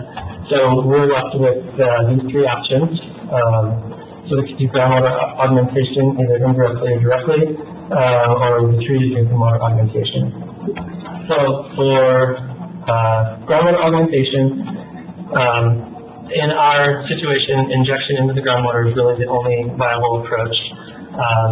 And the regulations require pretty much the same treatment train. We don't have to do nutrient removal for groundwater augmentation or for the injection process. But if Tahoe were to say that because of the groundwater quality, we need to remove those nutrients, it could very well be the exact same treatment train. For treated drinking water augmentation, the regulations have not been released yet. They are expected to be at the end of 2023. They are anticipated to require RO as well. With the difference between the indirect and the direct is that with indirect, you can demonstrate an equivalent treatment train that is not RO based, but as far as I know, that has not been done anywhere. That has not been done anywhere yet. So there is no equivalent alternative at this point. But with the treated drinking water augmentation, they are not going to allow that allowed. You would have to do an RO process. So again, with the cost, I mean, basically these are the same costs as showed earlier, it's just broken down a little bit with the nutrient removal separated out. So it's still $61 million. Without nutrient removal, it would be $75 million with. And energy demand comparison as well. You know, it's a little bit less without having to do nutrient removal, but this doesn't include the brine disposal, so it's another 1.5, and it also doesn't include the injection well that we would have to construct to actually push the groundwater, or push the recycled water into the groundwater, which is another energy, sort of an energy consumer that would be part of any in-basin alternative. So, I spent a lot of time talking about these because I wanted to make sure everyone understood the challenges. They're significant, they're numerous, they kind of cover all of those buckets that we had shown on that slide with the 6 things we wanted to consider. There's legislative, regulatory, technology constraints, the costs are high, the energy is also significant. So we've identified all of that. We know what it would take to make these viable. But when it comes to the viability of all the options we've identified, these don't make the highest bar. So we have other options that we think are more viable overall, and I will talk about these next. So these are the ones in the Carson River watershed.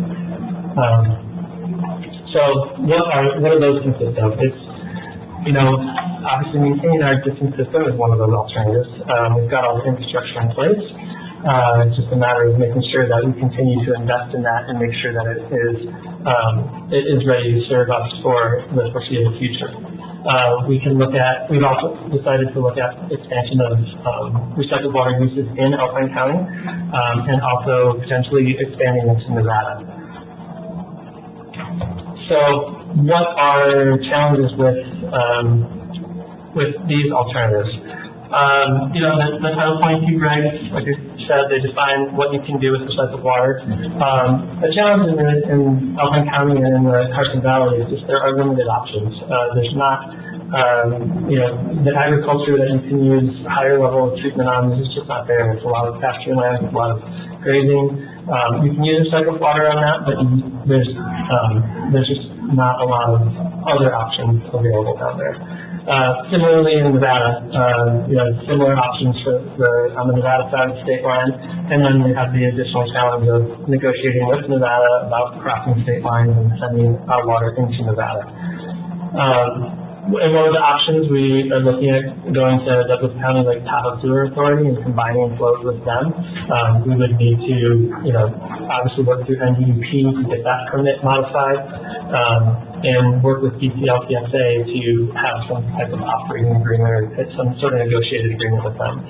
But really, the Carson River Watershed Alternatives, they remove the challenges of Port Colon, they remove the challenges of the ONRW, they mostly remove the challenges of the Settlement Act, and we wouldn't also be worried about TRPA. So I'll talk about these, actually I'm going to do fairly briefly on these in the interest of time. We will talk in more detail on these alternatives at the public meeting on Tuesday, and so if you want to attend, please do. But if you are going to, please let Melanie know so that she can notice it if we have the number that we need for a quorum. But yeah, I've been up here for long enough. So really, our existing system, I mean, I don't really have to explain that to you guys. I think you all know what that consists of. It just would be continued investment into it to make sure that it's up to condition for the future. Expanded disinfected secondary effluent reuse, a build on that basically, where all the same treatment, export pipeline, and reservoir. It's just we would look at additional uses in Alpine County. We have identified some potential parcels that could potentially take recycled water. So we're going to look into those a little further, see what it would take to do that. We could also look at expanding our alfalfa process and generate additional revenue for the district.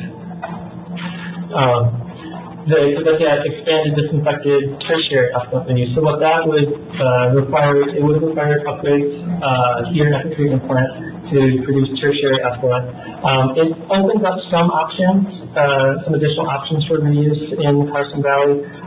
Again, with it doesn't open a lot, I won't say that, but it does provide us with some additional, additional places we could potentially take water if we needed to. We also are looking at sending water into Nevada. So that would we would have to do some upgrades based on Nevada's Class A and Class B reuse regulations. So we have to do some upgrades to the treatment plant, depending on what level the level of upgrades would depend on what level we're trying to achieve. But we could use our existing pipelines, the existing reservoir, and then we have to get some conveyance from the reservoir over into Nevada. It could be a pipeline. We've talked to both Lahontan and NDEP about the potential of using Indian Creek, since it literally runs right by the base of our dam, and then all the way into Nevada to Mud Lake and beyond. That is a little more challenging from a permitting perspective, and potentially some water rights, but it is something that we need to flesh out a little bit more. And then we would have landscape irrigation, pasture land irrigation uses in Nevada. The fifth option is conveyance to Douglas County with Tahoe Sewer Authority. In order to meet their discharge permit, we would have to do some upgrades here at the treatment plant. We have to build a pipeline from our treatment plant over to their export pump station, which is near the base of Kingsbury. And the export pipeline, at least on the way up, would need to be upsized. On the way down, we have to, it's larger on the way down, so it might be half the capacity right now, but it also could potentially need to be upsized. And then we would have both of our effluents to be used for their alfalfa irrigation and pasture land in the Carson Valley. And finally, the last alternative is the discharge to the West Fork of the Carson River. There are limitations on where that discharge could occur. It would require some upgrades to the treatment plant to do that, but we could use the existing export pipeline in Harvey Place Reservoir. It would likely be a seasonal discharge, which would be opposite to what we're doing right now, in the sense that we would release in the winter when flows were higher in the West Fork of the Carson, and store in the summer when flows were lower. And that is mainly because of water quality issues, or water quality objectives in the West Fork of the Carson.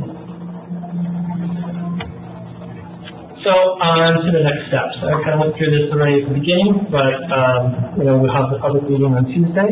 We will finalize the alternative identification memo, and then we will move into the phase two. We'll actually come back to the board for authorization of phase two and do the detailed alternatives evaluation for those 6 alternatives. And so then when we finish up, we will have a plan that it has a very detailed analysis of those 6 alternatives, and it has the roadmap of all the alternatives that were identified and what we would need to have happen in the future for any of those to come back and be reconsidered. Any questions? I mean, that's a whole lot of information. Thank you for the presentation. It's very thorough, very well done. I guess I was just curious, as you were clicking through all the various regulatory constraints that you kind of looked into as you were looking at what are viable alternatives. It seems like as you got to the innovation solution, you really dug in and then tried to figure out the technology or technological solutions were. So even though the regulatory constraints were considerably greater than pumping it over onto the West Slope, I'm just curious as to what was the thought process of that. Was it just kind of a curiosity, or was that something that was scoped as part of the project? And I just kind of knew going into that to me it would be a showstopper, right? Just with the regulatory and the legal constraints. Well, that would be I will say that when I first got to the position and when I started this project, I had a hope that there would be some way to find a way to keep the water in the basin.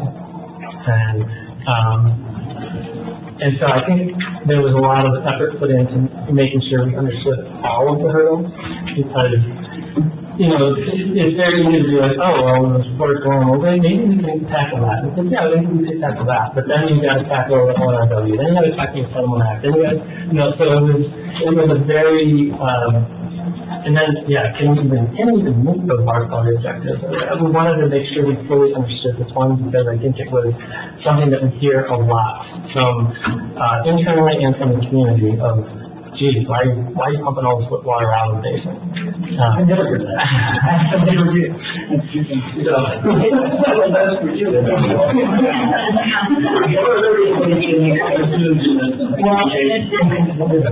Maybe that's my bias knowing everything that's happened in the with water in the last, throughout my career in the last 25 years.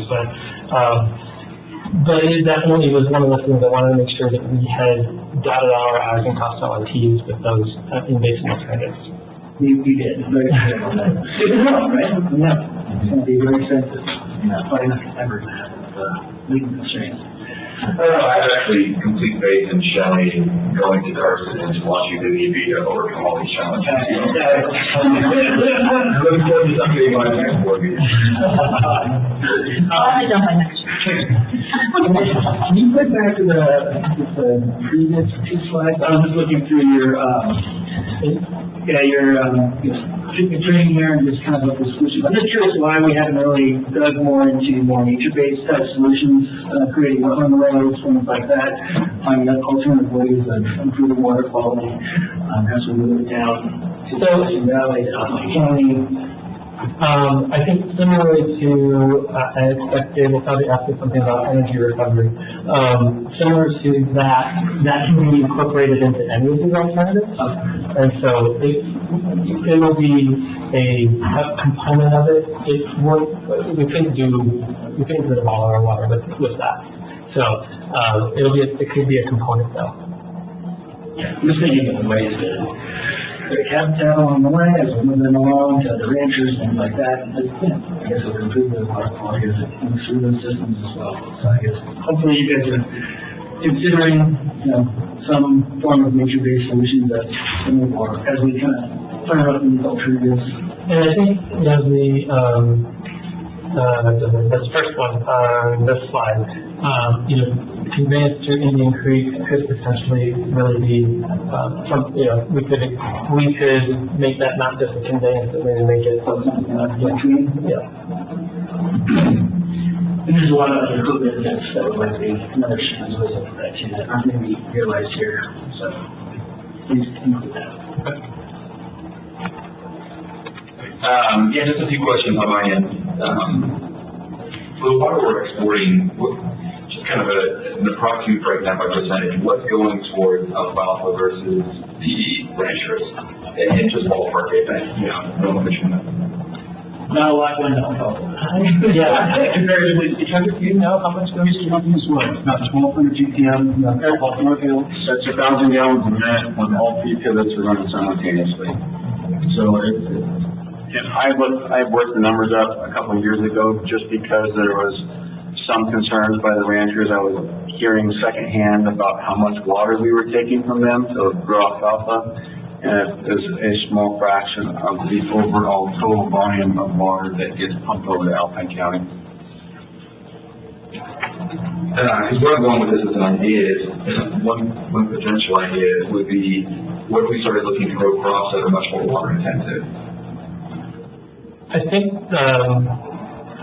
Elisa, maybe you can talk about some of the limitations with recycled water use. Alfalfa is right. There's some crops that we can. Yeah, that's true. Alfalfa is one of the crops that we can actually do. And I know there's also, when we were doing the planning for the DBRI project, we actually had quite a few more alfalfa fields planned. And then there was a whole wetlands delineation thing that happened. It was before my time with the district, but it really limited where we could use recycled water on our property. Yeah, well, we have wetlands that make wetlands. They're hard to get rid of. Once you create it, they get. Are there more valuable crops? I guess. With recycled water, we are restricted to we're restricted to producing animal feed. Yeah. So, it could be some form of that, but we're still somewhat alpine, so we're not looking at like growing weeds or things like that. Like heather or some other things that really enhance the value of the alfalfa.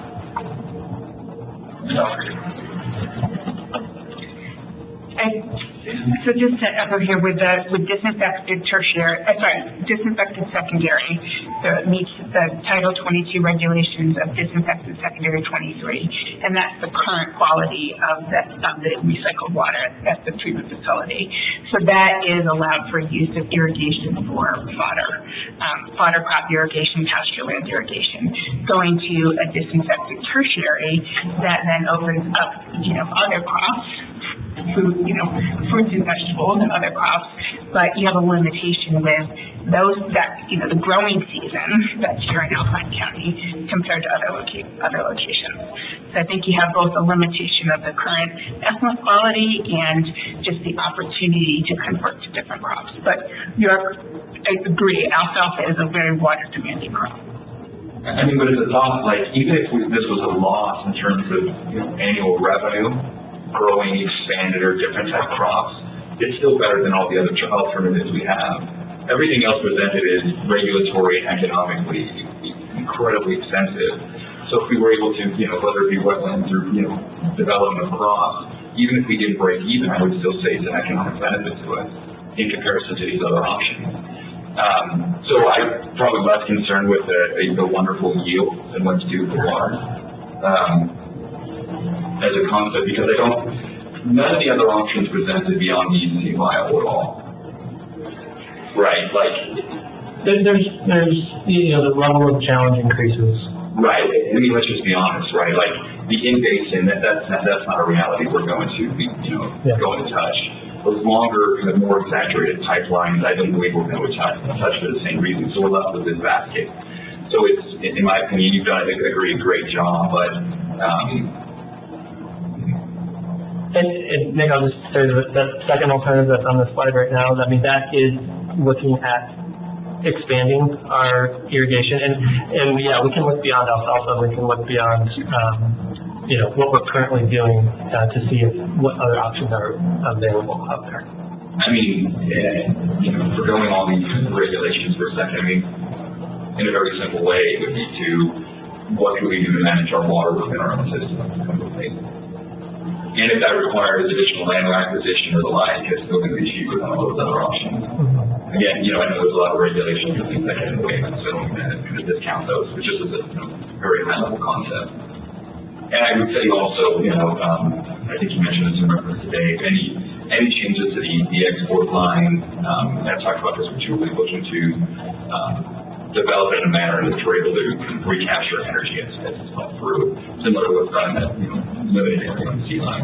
Yeah, we definitely have plans to inspect the sea line this summer to make sure what condition it is in. It was done, I think, 10 years ago, 10 or 12 years ago, was the last time we looked at it. And so that's going to be part of the process as we go through Prop 218 to identify, do we need to have a replacement or improvement project for that sea line on there? And, and when we do that, one of the limitations you probably are aware of is that the pipe was not designed to be pressurized, and so we couldn't really take the full benefit of all that water falling down that hill and recover that. But we can definitely, it's high on our list that we would be looking into that anytime we're going to do anything to the sea line for upgrades on that.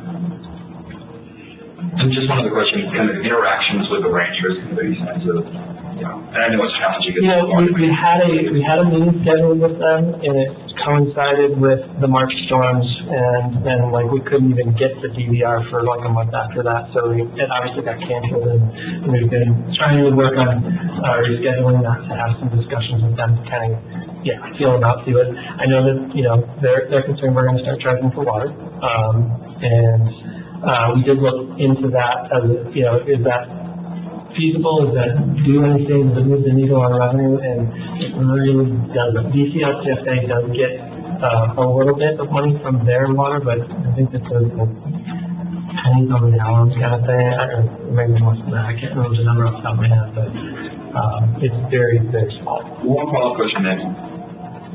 Would there be the opportunity to extend that 2028 timeline now with the ranchers? I mean, just simply if you got with them, and the agreement was we're not going to be charging for water, and with that agreement you exist in 2035 or whatever the appropriate. I mean, is that possible given kind of the regulatory constraints? I definitely think so, and I think it was one of the purposes to doing this plan, and we actually wanted to have it done by now. I think when we initially envisioned it, it was going to start, then COVID happened, so we kind of delayed everything. So it would have been done by now, and we would have been able to start having those discussions with the ranchers. I think we still have enough time to do that. I don't know, Jason, you've talked to them more than I have. I don't know if any that don't want our water. As far as I know, they also want it, but how long they're going to want it, and how close maybe they are to requirements. Those are things that are open questions that we need to fully understand better. Yeah, I mean, Mark Twain would be turning over his grave, the ranchers are turning down free water in the American West. But, and I just find it just fascinating, kind of interesting from that perspective. But, no, I really do compliment you on the presentation. It made everything so legible and detailed. Kelly, question?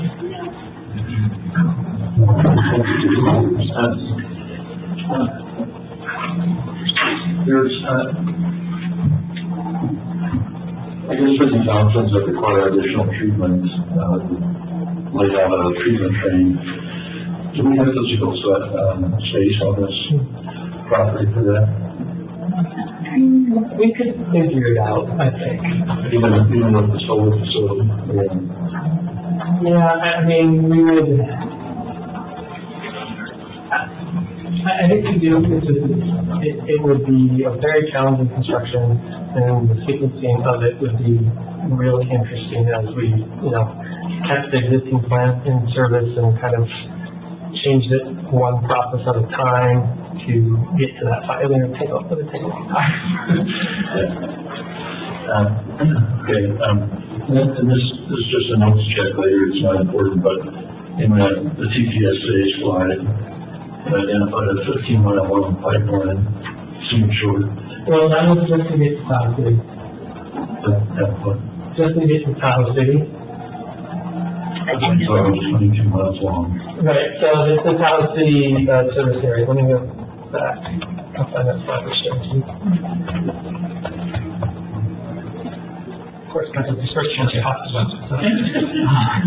So, you can't see my cursor either. You go around Interview Road, basically. Yeah, so basically, Tahoe City service area starts further, well, they're on the, so they go into El Dorado County a little bit, don't they? Yeah, so it's further up, Homewood area. So you would have to get to there. I agree with it, that's, you get an explanation, was one type.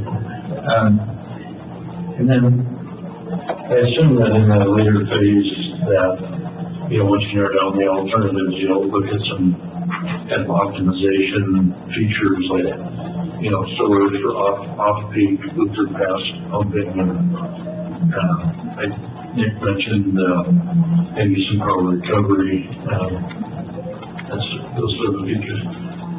Yeah, we have identified some of those that, can be incorporated into several different options. We didn't evaluate those as their own option because on their own they don't solve the issue, but they can be incorporated into the various options. Narrow the field first. Yeah. On several of the Carson River watershed alternatives, there's the word expanded used.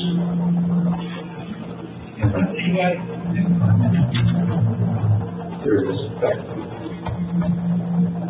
Yeah. Why expanded? And expanded was basically where the reuse is occurring. So we currently have 3 alfalfa fields and 6 ranchers, but could we have more alfalfa fields and more ranchers? So that means expanded place of use, not expanded treatment capacity. Right, yes. We would not be expanding the treatment capacity other than to accommodate, the projected flows for the future. And actually, our projected flows for the future of 5.4 MDD, our treatment plant is rated for 7.7, so we shouldn't have to do any expansions for capacity purposes. And then there was one of these, it's not on this slide, but it was a discharge to Westport Carson. Yep. There it is, long one. Why would you need Harvey Place in this case? So, most likely it would be a seasonal discharge. So the Carson River actually is fairly low flows in the summertime. And so we could discharge in the wintertime when there's more water to meet those water quality objectives. You could potentially, depending on the flows, you could potentially even get pollution credits. When it's effluent dominated, you don't get those. And so then you have to meet a higher level or you store it until you can discharge. Okay. And then kind of a big picture question. Is there a biosolids element to this plan? No. That is a separate discussion that I think is on the John's report today. Yeah. Okay. I guess those are the questions and just observation. It looks to me like, anything that requires on road is probably no go.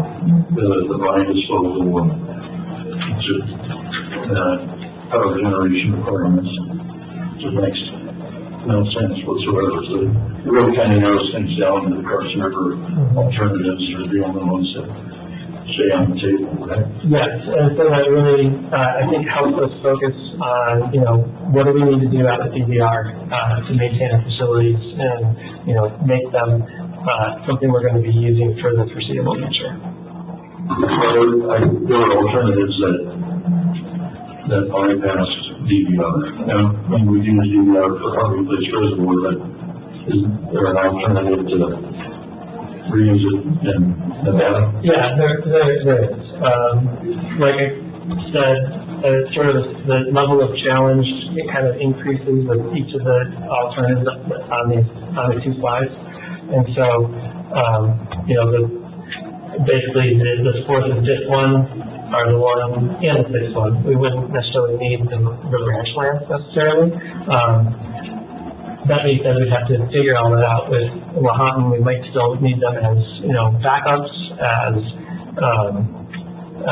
emergency storage, or, you know, if there was an issue with how you find if we were going to put the water, so. Just a quick one. Going back to kind of some of the stakeholder engagement, is there a plan to get back into Alpine County, kind of sit down, walk them through the presentation, kind of get the sense of a feel for what types of hopefully constructive input you might receive from them on this? So they have, let's see, I'll remind you, they're part of they've been invited to all the public meetings, and they have, I know that their CAO is on our email list, to be notified of everything that is going on with the meeting, and I know the CAO and I think the PIO, I don't know, JT, yeah, they were just at the first public meeting and have been added to their email list, so they are definitely aware of what's going on. So today we've had, this is our second public meeting session. Yeah. Is there any kind of an equivalent, I did the acronym, the four-letter acronym that, secret, like Tahoe is a special. Is there an equivalent to that for, Washoe Tribe? Not that I'm aware of. No, declared sacred resource or something like that. No, but the Washoe Tribe is also, part of our stakeholder advisory group, so they've been kept informed of the efforts on it. I just wondered, in their trade-offs, we've heard from them that they're concerned about, DVR. You know, potential impacts there, but if you're trading off, well, would you rather have us discharge into Lake Tahoe? You know, do they have this is one higher value than another? Right, yeah, I see what you're saying. The range covers both, so. But I guess they don't have any kind of designation like that. Not, yeah, I have there's nothing that we can across.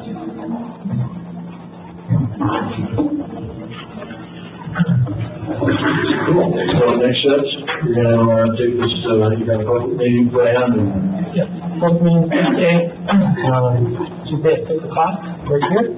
So, again, if you're planning on attending, please let Nolan know, so she really can notice it 48 hours in advance, right? 72. So, let her know by tomorrow. Thank you. Thanks, Steve. Thank you, Steve. Are you going to go through the same presentation? No, it's actually going to be different. I mean, it's going to have a lot of the same material, but I focused more of this one on the alternatives that we eliminated, and we're going to cover both. So you'll get more detail on the ones that are moving forward in the public meeting.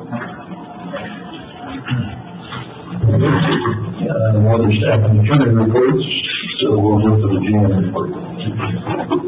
Okay, we'll start with staffing updates.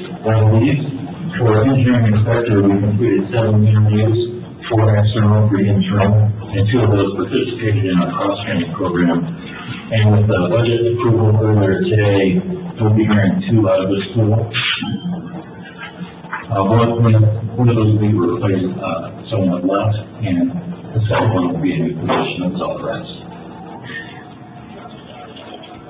And moving on to grant specialists, we completed interviews, made a selection, and now in the pre-employment process. So getting our grant department ahead of speed. Postings have closed and interviews are coming up in the next 2 weeks for a number of positions, including pump station operator, water conservation specialist, lab tech, and CAD analyst. And we have open postings for grants coordinator, IT specialist, and underground repair sewer worker. Moving on to Tahoe Chamber, Shelley presented at the State of the District last night as part of the Tahoe Chamber's event, State of the South Shore program at South Beach Retreat. Great presentation. also presenting the city, the county, and Tier PA. Thanks for presenting for the district, Shelley. And Lake Valley Fire, I talked to the board about a potential new project with Lake Valley on Bryant Park beside the old post office. The fire station in cooperation with the county DOT and the district. And I've been in touch with Martin Goldberg, he's their chief of fire prevention at Lake Valley. And I think really the next good step would be for us, for the district and Lake Valley, to get together and maybe put together an MOU between our two agencies to help advance that project and help Lake Valley go after funding. So I think that's the next steps. She's actually our fire department's liaison. Nick Haven's also showing interest and has knowledge of Lake Valley, so it seems like maybe the next step is one of you meet with Lake Valley, talk about our mutual interest in putting an MOU together, and Martin's been working on it for us. Any thoughts on this? Sounds good? Just one thing on this is, if there's any way to include kind of a housing component with this effort, in connection with the fire department, to Shane and Amanda, the other member of that group, just wanted to kind of mention that point. Country store membership.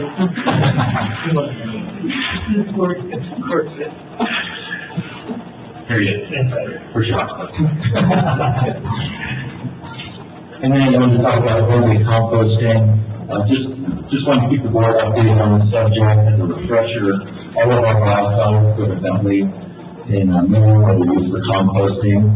And we go there, and so does a lot of other folks. South Cal Refuse, Tom Trucking, Empty, Brown Hill, Medium Barterville, and others run on this facility for composting. Still, the Valley properties are up for sale for $1 million, and the composting facility is a part of that they're really not willing to carve off, but it is a major selling point for the whole property to use this compost on their own fields. So it's a very important part of the property economics. We have 5-year renewable contracts in place, and we've been renewing every 5 years. I think this is the end of the fourth period, so in 20 years of those 5-year contracts. Current contract is up in mid-April of 2024. As are the contracts for mostly equipment contractors. Really, all the indications are that certain Bentley values this composting facility. They expect to renew the contracts early next January, potentially, I think even more, likely for another 5 years, which is really what we want. I think what Bentley wants as well. I think for both of us, we want these longer-term contracts. And I would suggest if we're going to go into the next round, try to get maybe more of a rolling type of contract. So we have 5 years, just come up in 5 years and, hope it gets renewed to some degree. So I think a rolling contract would be a good idea for the future.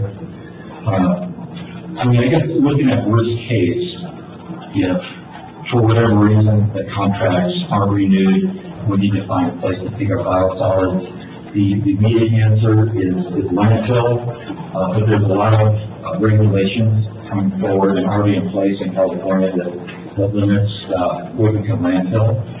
So Steve and others, we've been working with South Cal Refuse, really trying to get a better handle, knowledge of what these regulations are, what our options would be in the future. So I think if we continue with Bentley, as expected, we're all good, but we just want to continue working with our regional partners and look at the worst case and plan for that. That's in my report on the composting element. How are the comments? How thick are our solids by the time we take them down there? Are they solid or is it too much? So we don't have digesters, so we basically just take, I'm going to come up there. Yeah, so we don't digest our sludge, so it's the primary sludge and the secondary sludge from the treatment plant process is centrifuged and then is sent out in the trucks that way. And I think we get 20-ish%, 25% solids. So it's It's not liquid, but it's not the one where you can get, some other process. I think we take about 100 tons a year is what, we send out, for the composting facility.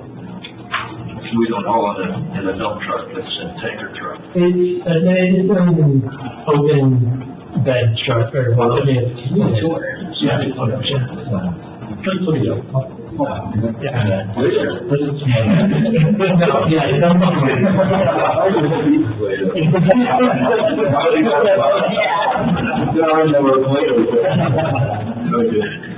So, I guess really like, you mentioned this during your recycled water. I'm wondering, is there any way to add on some strategic thinking around solids, whether it be thinking through what it might take to get a digester?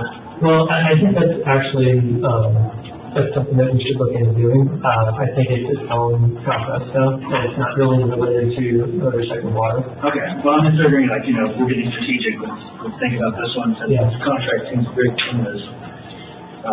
Yeah, it's somewhere in. And then it seems like we could generate some power out of the, if we had a digester. I don't know if it would be efficient, but maybe, I'm not sure entirely about the digester process. My farmer If we use methane, we can, capture it. we can use that generation. So, I mean, I guess, just reflecting on my questions, but, I don't know if that's like part of the solution, or if that's something that would reduce, down the hill. It does, it does reduce the volume that we would have to dispose of. It doesn't necessarily change, like if that were to go away, we would still have the same issue. So we still solids and we still can't take them to landfill, potentially. What if that counts as green hydrogen? Methane from a digester turning into hydrogen. I get some credit for it. I don't know 100%.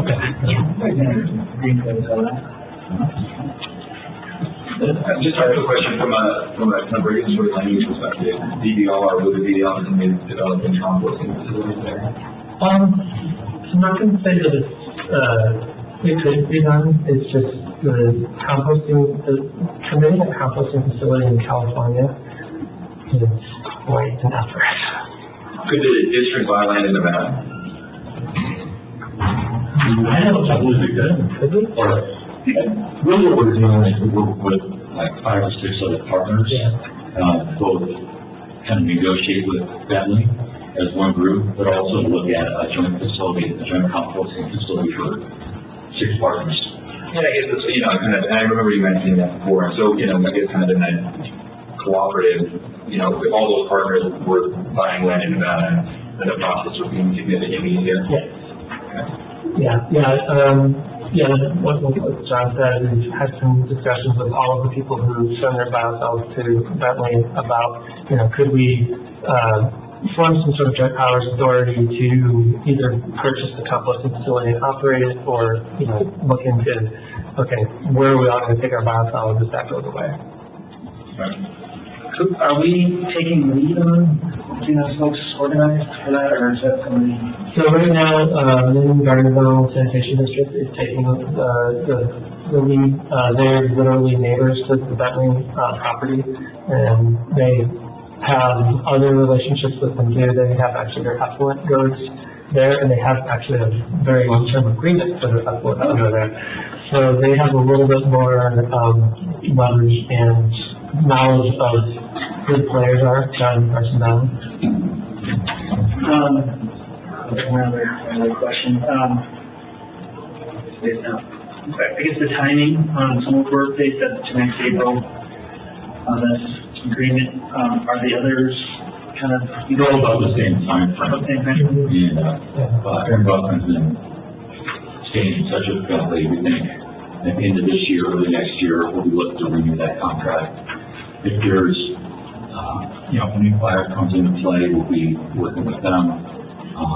We'll expect to, again, at least have it renewed on at least for 1 more year, but perhaps 5 years. I guess just from Bentley's perspective, if they're selling this land and part of the calculations of the land value is the compost facilities, you would assume that they would want to block this up into a long long-term deal now, but I do know it because if I'm the purchaser of said land that has, you know, special districts and so forth being my client for the next 15 years gives me a much higher level of certainty than what exists today. So you think from their own interest, it would be, they're going to play ball on that. I think we're seeing that. Thanks, Steve. Any other questions? I just have one more thing I want to add to my report. You mentioned board goals. We talked about this at House Committee on Monday. It's about the fire hydrants and really the city fire hydrants. In particular, the 37 hydrants that were funded by city ARPA funds. So one of the goals this year was to install those hydrants, and we're only like 3 weeks in the construction season. Our own crews have already installed 15 of those. So kudos to our underground for water crew.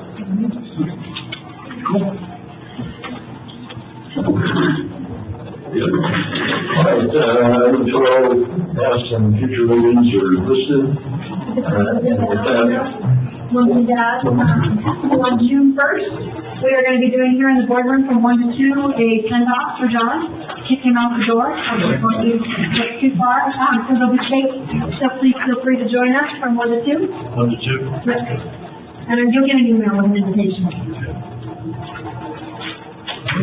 Do we have you, Notice that? I have to I will do notice that. John, please. Right? Later. Super, but let's go on the closed session. Hope that has to be sorted.